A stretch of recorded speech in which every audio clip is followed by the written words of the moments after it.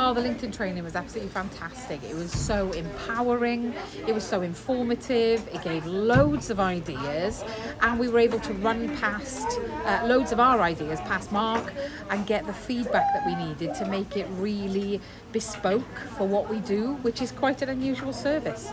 So what do you particularly take away, you think? What's going to be the things most impacted you? I think understanding that my core audience is not just me, and that I need to pay attention more to my core audience and what they need from me in order to build trust, build safe connections, and long-term relationships as well. What do you think makes the workshop today distinctive from maybe other social media training you've had in the past? I think because it was really personable and it went into the nitty gritty. I think an awful lot of social media companies that I've come across seem to be very basic, and it's not necessarily teaching us anything here because we've got a really big social media presence as it is.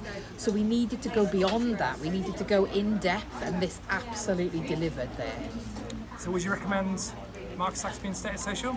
I would absolutely recommend Mark Saxby and Status Social, particularly as, whilst we've been sat in the workshop, as I've amended my LinkedIn profile, I got my first lead.